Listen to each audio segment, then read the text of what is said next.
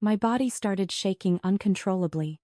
I needed help right then. My seizure was hitting hard, vision blurring, muscles locking up.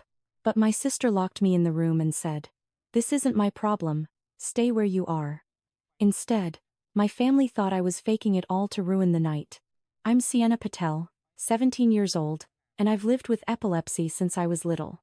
We grew up in the same house in Boston, Massachusetts. Me, my dad, my brother Kai, and my older stepsister Delaney. From the time I was a kid, things were never equal. Dad always favored Delaney. She was the successful one, the smart, responsible big sister who got straight A's, landed a great job in pharmaceuticals early, and could do no wrong. Meanwhile, my seizures made me the problem child. They dismiss my episodes as me being dramatic or seeking attention, leaving me to handle meds and doctor visits mostly alone while Delaney got praise, gifts, and all the family spotlight. It created this deep unfairness that never went away. Delaney, now 36 and working as a pharmacy technician, took that favoritism even further as we got older. She started helping by reorganizing my routine, hiding my seizure meds in high cabinets for safety, pushing strict schedules that threw off my sleep and eating, all while posting perfect family photos on social media to show how great we were. I'd speak up, but Dad would shut it down, saying Delaney knew best because of her job and she was just looking out for everyone. Kai usually stayed quiet or sided with her too. It felt like the old pattern repeating, only stronger now that she had more control. And it all came to a head during Dad's promotion party at our house. The stress built up, and everything went wrong. If you've ever dealt with family favoritism that puts your health at risk, smash that like button, subscribe for more raw stories like this, and drop your own experiences in the comments. It might help someone recognize the red flags before it's too late. From childhood, Delaney had been used to controlling everything in the house. She always decided the family schedules, even when I was younger, insisting that her way kept things efficient. As a pharmacy technician, she claimed expert knowledge on health matters, so she'd rearrange my epilepsy meds, tucking them away in cabinets I couldn't easily reach, saying it prevented accidental overdoses. But really, it made me dependent on her to fetch them, turning simple tasks into power plays. She'd enforce strict meal times that clashed with my school's activities, leading to skipped doses or irregular sleep, which triggered more minor seizures. I remember one time in middle school when she hid my emergency kit during a family outing, brushing it off as forgetfulness, but I ended up shaky and disoriented until Dad stepped in half-heartedly. As we got older, her control ramped up with social media. She'd curate posts showing our Boston home as this ideal setup, with filtered photos of group dinners or holidays where she'd crop me out if I looked tired from an episode. Those images racked up likes from her friends and colleagues, reinforcing her narrative of the perfect sibling who held everything together. Meanwhile, I'd scroll through and see comments praising her for being so responsible, which stung because it ignored how her rules exhausted me. When I'd confront her about the disruptions, she'd twist it, claiming I was ungrateful for her efforts to stabilize my condition. Dad often backed her up, reminding me that Delaney was the older one with a steady job, so her advice carried weight. He'd say things like, "Listen to your sister, she knows what she's doing." My brother Kai, who worked odd hours at his tech gig, usually nodded along to avoid arguments, figuring it wasn't his fight. Their support made me feel invisible, like my struggles were secondary to maintaining her polished image. I'd try adjusting on my own, like setting secret reminders for meds, but Delaney would notice and lecture me about undermining the family routine. Over time, these habits built resentment, especially as her posts grew more elaborate, featuring staged moments that excluded my reality. I'd voice concerns to Dad privately, but he'd dismiss them as teen mood swings, urging me to appreciate Delaney's involvement. Kai sometimes checked in, but his questions felt superficial, like he didn't grasp the full impact. The constant push-pull left me on edge, wondering when her interference would cross a line I couldn't handle. The week before Dad's promotion party arrived fast. Delaney took charge of every detail like it was her event. She spent evenings mapping out the backyard setup for our Boston home, string lights across the patio, a long table for appetizers, and a playlist she curated to impress Dad's coworkers from the office. The Whitakers, a couple Dad knew from work, were on the guest list along with a handful of managers and their spouses. She ordered catering trays of finger foods and a custom cake, posting sneak peeks on her stories with captions like "family supporting family wins." Everything looked polished in the photos, She decided early that I shouldn't join the main gathering. Your episodes can flare up with crowds and noise, she told me in the kitchen one afternoon, folding napkins while I sat at the counter. It's better if you rest upstairs, keep things calm for Dad's big night. I pushed back, saying the stress of being sidelined was worse than any trigger, but she shook her head. I'm thinking of the whole family here. You know how Dad gets when things aren't perfect. She framed it as concern, but it felt like another way to keep me out of sight. When I brought it up with Dad that evening, he rubbed his temples after a long day. Delaney's handling a lot, Sienna.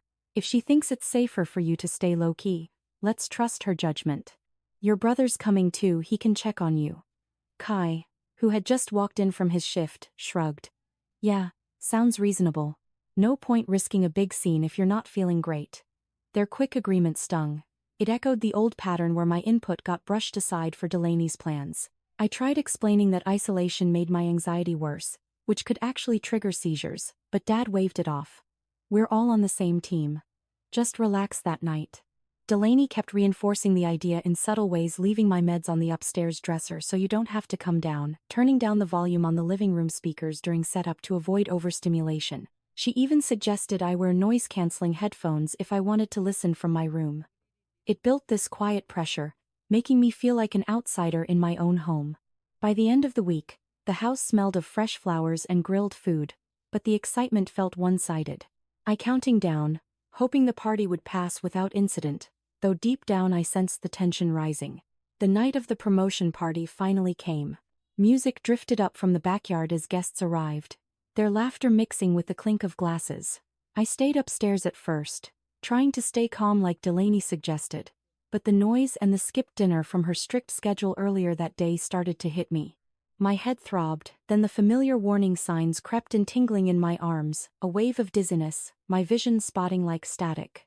I knew a seizure was building fast. I needed my emergency meds from the dresser right away. I headed for the door, but Delaney appeared in the hallway, blocking the way down. Where do you think you're going? She asked sharply. I explained the symptoms, my voice shaky, begging her to let me grab the rescue dose. Instead, she pushed me back into my room, stepped inside, and turned the lock from the outside. This isn't my problem, she said through the door. Stay where you are. I'm not letting you ruin Dad's night with your drama. I pounded on the door, yelling for help, but the party sounds drowned me out. My legs buckled as the shaking intensified. I dropped to the floor, fumbling for my phone on the nightstand. Fingers trembling, I tried dialing 911, but the screen blurred and my grip failed. The phone slipped away. I crawled toward the dresser for the meds, but Delaney had already come back in briefly earlier to organize and move the bottle to a locked drawer she controlled. Panic rose as my body jerked harder, muscles locking in waves. Downstairs, I could hear her voice clearly through the open window, calm and collected. Sienna's just being dramatic again, she told Dad and Kai. She said she felt off, but it's probably attention-seeking. Teen stuff. I locked her in so she doesn't interrupt the toasts. Dad hesitated for a second, then sighed.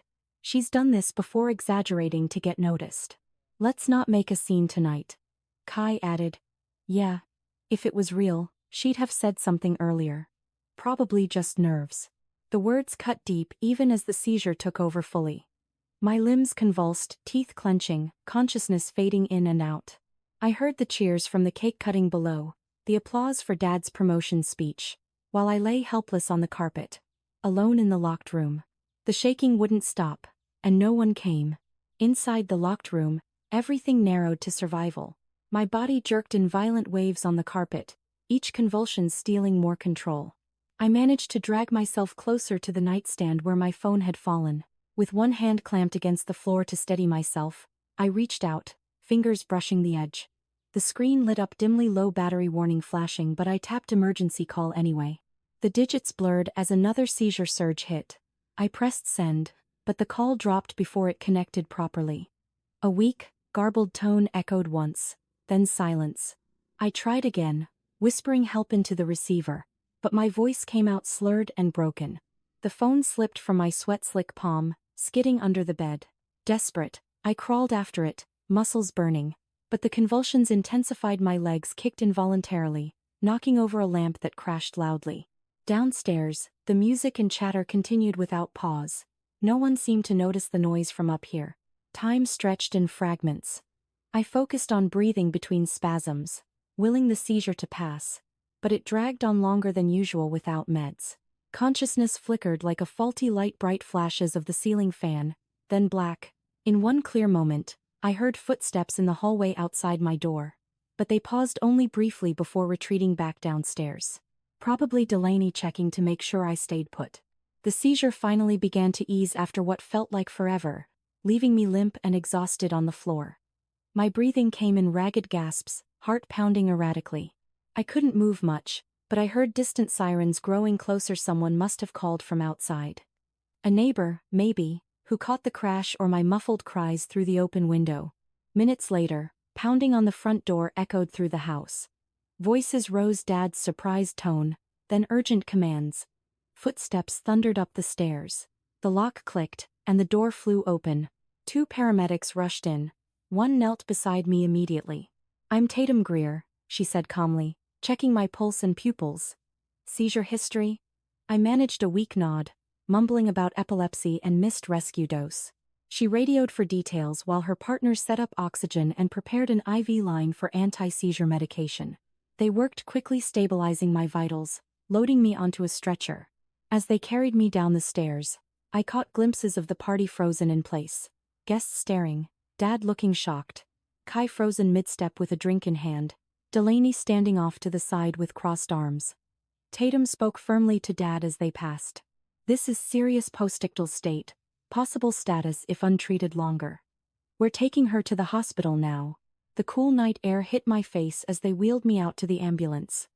The sirens wailed again, drowning out everything else. The morning after the ambulance ride, sunlight filtered through the hospital blinds. I woke up in a private room at Massachusetts General, IV line in my arm delivering anti-seizure meds and fluids. My head throbbed from the postictal fog, body sore. But the worst part was the memory of being locked in while the party went on. Nurses had already run tests overnight, EEG monitoring, blood work to check levels, and confirmed prolonged seizure activity due to missed rescue medication. Dad arrived first, looking exhausted in yesterday's clothes, carrying a paper cup of coffee. Kai followed a minute later, still in his party shirt, eyes red from lack of sleep. They pulled chairs close to the bed. Dad spoke quietly. "The doctors said you had a bad one. We're glad you're okay now." I took a slow breath and started from the beginning, no sugarcoating. I described the warning signs hitting during the party, going to the door for meds, Delaney blocking me, pushing me back, and locking it. I repeated her exact words. "This isn't my problem, stay where you are." I told them about fumbling the phone call, the dropped device, crawling for the rescue bottle only to find it moved to her locked drawer. I explained how I heard her downstairs telling them I was faking for attention, how Dad and Kai agreed without checking. Dad's face shifted shock, turning to discomfort. "She said you were just upset about not joining. That you exaggerated." Kai shifted in his seat. "I thought maybe it was anxiety or something. I didn't hear anything unusual from up there." I pointed out the bruises on my arms from hitting the floor during convulsions, the scrape on my knee from crawling. "If it was fake, why am I here with an IV and monitors?" Delaney showed up shortly after, slipping into the room with a forced concerned look. "How are you feeling?" she asked, standing at the foot of the bed. Dad turned to her directly. "Sienna says you locked her in when she was having a real seizure. That you moved her meds and told us she was faking." Delaney's expression hardened. "That's not what happened. She came to me saying she felt off. I told her to rest because of the crowd. I locked the door so she wouldn't wander down and cause a scene." "The meds?" "I put them away for safety after she almost dropped them last week." I shook my head. "You said it wasn't your problem. You left me there." She crossed her arms. "You're twisting my words. I was protecting the party." Dad's moment. Kai finally spoke up, voice low. "But if she was seizing, why not call for help? Why tell us it was fake?" Delaney hesitated, then shrugged. "I didn't see active shaking when I checked. It looked like she was just upset." Dad rubbed his face. "The paramedics found the rescue bottle in a locked drawer upstairs." "Your drawer, Delaney. And the door was locked from the outside." She opened her mouth, then closed it, glancing away. The room went quiet except for the beeping monitors. Kai looked at me, guilt in his eyes. "I should have come up sooner. I believed her too easily." The nurse came in to check vitals, breaking the tension. But the damage was done. The first cracks in the story. Delaney had sold them all these years. A week after I got discharged from the hospital, the investigation kicked into gear. Detective Rosalind Torres from the Boston Police Department showed up at our house one afternoon. She introduced herself as the lead on the child endangerment case, notebook in hand, asking to speak with me privately first. I walked her through the night again, the locked door, the moved meds, Delaney's words, the failed 911 attempt. She listened without interrupting, jotting notes, then asked for my phone records and any messages from that evening. I showed her the dropped call log and the low battery screenshot I had saved. Rosalind moved on to interviews. She spoke with the paramedic Tatum Greer, who provided the medical report confirming prolonged seizure without prompt intervention. Then she tracked down the Whitakers, the couple from Dad's work who had been at the party. They told her they heard a loud crash from upstairs during the cake cutting, followed by faint yelling that sounded like distress. One of them had stepped outside to check and called 911 when they saw no one responding inside. Their statement matched the timeline perfectly. The detective pulled Delaney's social media next. Posts from the night of the party showed her smiling in group photos, captioning things like "celebrating family and success, nothing stops us." But older posts revealed patterns. Staged family moments where I was cropped out or absent. Comments from her friends praising her for keeping everything together despite challenges. Rosalind flagged several as potential evidence of motive, maintaining a perfect image at the expense of my safety. When Rosalind questioned Delaney at the station, she stuck to her story at first. It was a misunderstanding. Sienna has anxiety. She exaggerates. I locked the door for her own good during the event. But when confronted with the paramedic report and the locked drawer photo, taken by evidence techs, she got defensive. I moved the meds because she misplaces things all the time. This is being blown out of proportion. Delaney didn't stop there. That same evening, she posted a long thread on her Instagram and Facebook. Family drama taken too far. Misunderstandings happen, but accusations of neglect are hurtful and false. I've always cared for my sister. Please respect our privacy during this difficult time. She tagged mutual friends, who started commenting supportively. We know you're a good person. Sounds like teen rebellion. The posts gained traction in her circle, framing her as the victim of overreaction. Rosalind noted the online activity as possible witness tampering and added it to the file. She told me the case was moving toward charges endangerment of a minor and false imprisonment. Evidence was stacking up fast, and Delaney's attempts to spin it only made things look worse. The next month, the courtroom in Boston's Superior Court felt smaller than it looked. I sat on the witness stand, hands steady under the table as the prosecutor asked questions. I recounted the night clearly, the seizure starting, Delaney locking me in, her exact words through the door, the failed calls, the meds moved out of reach. I described hearing her tell Dad and Kai I was faking, how no one checked until the paramedics arrived. The judge listened without expression. Jurors took notes. When Delaney's lawyer cross-examined, he tried to paint me as unreliable, a teen with a history of exaggerated episodes and family tension. Delaney took the stand next. She wore a neat blazer, voice measured. I acted to protect my sister and the event. She has anxiety. I thought she was upset about missing the party. I locked the door briefly for safety, not to harm.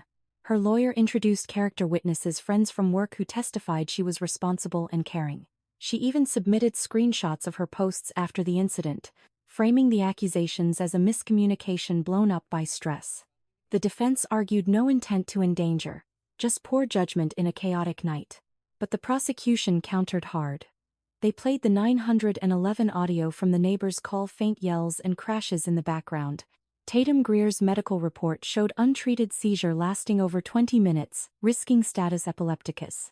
The Whitakers testified again about the ignored noises. Evidence tech photos of the locked drawer with my meds sealed it. Delaney had no reasonable explanation for moving them to her private space. The prosecutor pointed out her social media pattern, years of curated perfection excluding my health struggles. The jury deliberated for less than a day. When they returned, the verdict came fast, guilty on endangerment of a child and false imprisonment. The judge sentenced her to 9 years in state prison, citing the deliberate neglect of a vulnerable minor during a medical emergency. Delaney's face went blank. She looked at Dad once, but he stared straight ahead. Outside the courthouse, Dad pulled me aside. I should have seen it sooner. No more contact with her ever. Kai nodded, voice thick. I'm done too. She crossed a line we can't come back from. Delaney tried one last message through her lawyer, asking for leniency or family support. But Dad blocked her number and told the attorney there would be no visits, no letters, no reconciliation. Her license as a pharmacy technician was revoked within weeks. The board cited moral turpitude. She faded from our lives completely. No holidays, no calls, just silence. The courtroom doors closed behind us that day, and with them, any chance of fixing what she broke. 1 year after the sentencing, life settled into a new rhythm in our Boston home. I took charge of my epilepsy management myself, daily meds on a phone app with alarms, regular neurology check-ins, and an emergency kit always within reach. Dad supported without hovering, driving me to appointments when needed but letting me lead. Kai moved back temporarily to help with house routines, and we started small traditions like weekly dinners where we actually talked about our days instead of avoiding tough topics. The house felt quieter without Delaney's constant presence, but the silence brought relief rather than emptiness. I started a blog called Real Seizures, real stories to share what happened and educate others. Posts covered recognizing warning signs early, the dangers of dismissing symptoms as drama, and how family dynamics can worsen chronic conditions. Readers responded quickly. Parents of teens with epilepsy wrote about similar favoritism issues. Young adults shared tips for self-advocacy. Local support groups invited me to speak, and I connected with the Epilepsy Foundation chapter in Massachusetts to push for better school policies on medical privacy. The work gave purpose to the trauma. Every comment reminded me I wasn't alone. Delaney served her time far away in a state facility. We heard through legal channels that she lost all professional credentials and struggled to rebuild. No letters came our way, no calls, no attempts at contact. Dad changed his number and set strict boundaries with extended family to prevent any indirect messages. Kai blocked her on every platform. The decision to cut ties completely felt final. No holidays shared, no updates exchanged, just moving forward without her influence. Looking back, the hardest lesson was learning to trust my own body and voice. Seizures aren't faking or attention-seeking. They're medical emergencies that demand immediate action. Families owe each other honesty, not favoritism that endangers one member to protect an image.